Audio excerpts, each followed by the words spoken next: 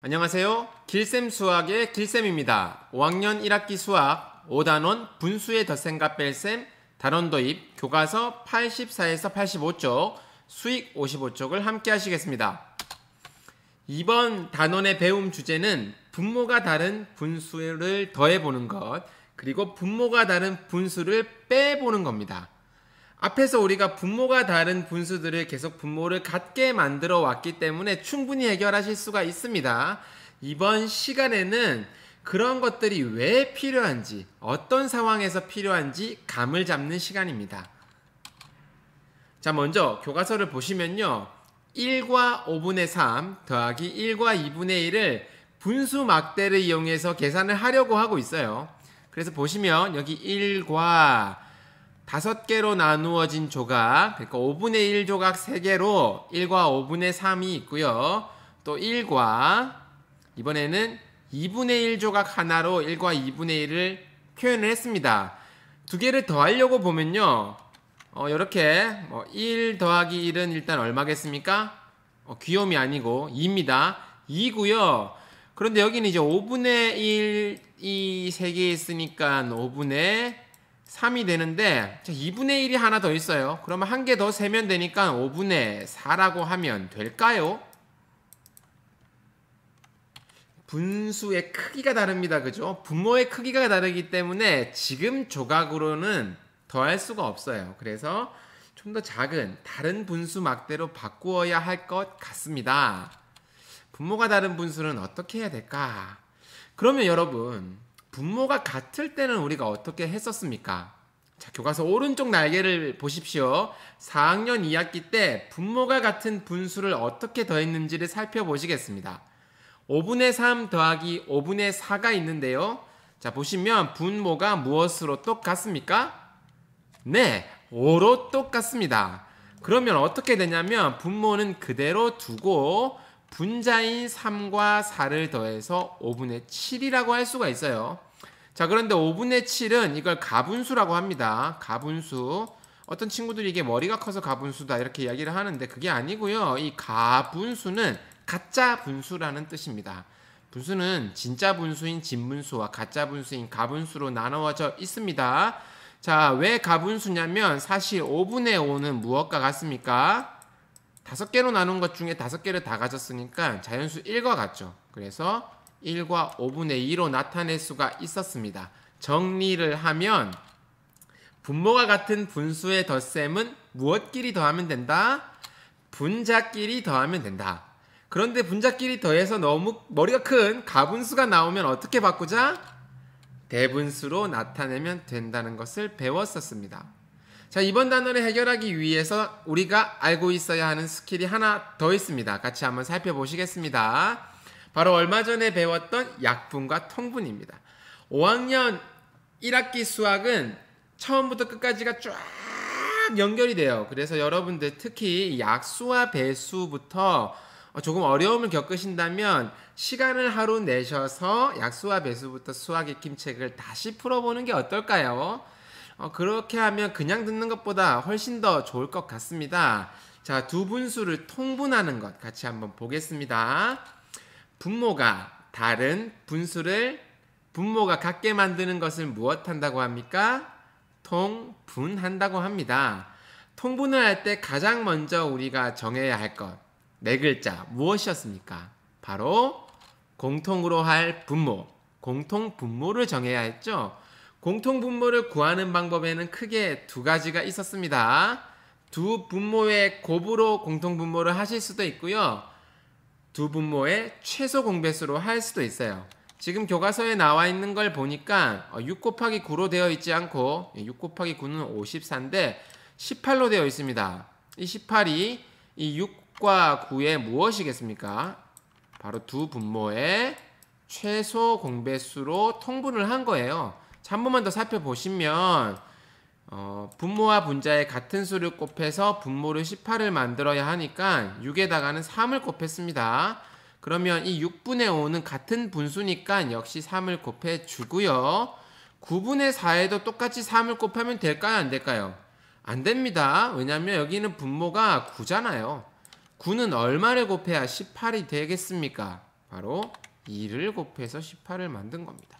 그래서 분자와 분모에 똑같이 2를 곱해서 18분의 15, 18분의 8 이렇게 통분을 할 수 있다라는 것을 배웠습니다.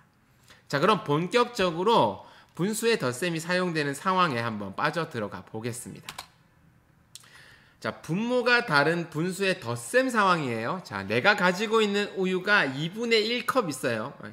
여러분들 긍정적으로 생각하세요. 야, 누가 우유를 2분의 1컵이라고 말하냐? 레시피에는 그렇게 되어 있을 수 있습니다. 자, 2분의 1컵, 즉 반컵을 가지고 왔고요. 옆에 있는 여학생은 우유를 4분의 1컵 가지고 왔습니다. 그러면 이 남학생 슬기와 여학생 지혜가 가지고 있는 우유를 합하면 얼마가 될까요? 자, 얼마가 될까? 어떤 사람은 이렇게 계산합니다. 2분의 1컵에 4분의 1컵이잖아. 그러니까 2 더하기 4는 6, 1 더하기 1은 2. 나 천재인가 봐. 약분도 해줄까? 3분의 1이야. 이렇게 생각하는 사람들이 있어요. 과연 그렇게 될까요? 그냥 분자끼리 더해버리고 분모끼리 더하면 분수의 덧셈을 할 수 있을까요? 좀 이상한 것 같아요. 그죠? 슬기와 지혜가 쓸 수 있는 우유를 구하려면 분모가 다른 두 분수를 더해야 된다는 것을 알 수 있습니다. 우리가 종종 이런 상황들이 있을 거예요. 그죠? 가져온 사람마다 기준이 다르기 때문에 그렇습니다. 그러면 분모가 다를 때는 어떻게 하게 될까요? 우리 통분을 써야 한다고 했으니까 결국 분모를 같게 만들어서 계산하게 되겠죠. 자, 이번에는 좀 더 다른 상황을 한번 가져와 봤습니다. 두 사람이 보니까 이렇게 검은 깨도 좀 가지고 온 것 같고요. 지금 보니까 뭐 슬기는 검은 깨를 한 4분의 1컵 정도 가지고 온 것 같고, 지혜는 한 컵 정도 가지고 온 것 같아요. 또 쌀가루 같은 경우에는 슬기는 한 컵하고도 5분의 한 4 정도, 정확하게는 모르겠습니다. 지혜는 한 컵하고 2분의 1. 그러면 선생님이 이렇게 한번 해볼게요. 뭐 슬기가 1과 5분의 4라고 선생님이 생각을 하겠습니다. 지혜는 1과 2분의 1이라고 이렇게 하겠습니다. 그렇게 하면 만약에 이 두 컵을 더하면 여러분 이게 3컵을 넘을까요? 3컵을 넘을까요? 아니면 3컵이 되지 않을까요? 자, 분모가 다른 분수의 덧셈과 뺄셈을 하실 때는 여러분들 이렇게 이게 한 컵을 넘어가나? 쉽게 말해서 받아올림이 있나? 이런 감각적인 것을 기르시는 게 대단히 중요합니다. 그래서 그냥 기계적으로 계산하지 마시고요. 이 양이 얼만큼 될까? 과연 어떻게 될까? 이런 것들을 알아보실 수가 있어요. 지금 선생님이 설탕이 충분한지는 어떻게 알 수 있을까라고 했는데 이건 이런 상황이에요. 지금 보시면 여기 설탕이 있습니다. 설탕이 이렇게 갈색 설탕이 있죠. 이거는 우유고요. 잘못했습니다. 이 갈색 설탕이 슬기는 가져왔는데 지금 지혜가 안 들고 왔어요. 그러니까 이 갈색 설탕이 지금 이만큼 있는데 이만큼 비었으니까 이것도 뭐 한 이렇게 되나요? 한 4분의 3컵 정도 되는 것 같습니다. 이 4분의 3컵의 설탕이 있는데 만약 레시피에서 5분의 2컵을 쓰라고 했다. 그러면 설탕이 충분하겠냐라는 거예요. 이거 빼봐야 되겠죠. 그런데 분모가 다릅니다. 그냥 뺄 수 없죠. 어떻게 할 수 있을까? 그런 것들을 이번 단원에서 길쌤과 함께 배워보시도록 하겠습니다. 자, 이번에는 새로운 상황을 한번 볼게요. 자, 이번에는 1과 2분의 1 이런 분수를 무슨 분수라고 한다고요? 바로 대분수라고 합니다. 대분수. 자, 여기 왼쪽에 있는 남학생은 1과 2분의 1m를 썼습니다. 그러니까 이게 1m라고 치면 2분의 1m는 한 반쯤 되니까 1과 2분의 1m를 썼고요. 이 여학생은 이렇게 똑같다고 좀 생각해 주세요. 2m를 하고 4분의 1m를 썼습니다. 이렇게. 여학생이 더 많이 썼죠. 그런데 궁금한 게 이거예요. 얼마나 더 많이 썼지? 정확한 값을 알고 싶어 합니다. 그러면 많이 쓴 사람에게서 작게 쓴 사람 걸 빼야 되겠죠? 그런데 여러분 보십시오. 진분수인 부분을 보시면 이거는 2분의 1인데 이건 4분의 1이에요. 여러분 4분의 1에서 2분의 1을 뺄 수가 있을까요? 없습니다. 그죠? 더 작기 때문이에요. 자연수로 치자면 12에서 7을 빼는 겁니다. 7, 2에서 7을 뺄 수가 없어요. 여러분 그럴 때 우리가 어떻게 했을까? 한번 떠올려 보시고요. 분수인 경우에는 어떻게 하게 될까? 그런 것들을 배워보게 되겠습니다.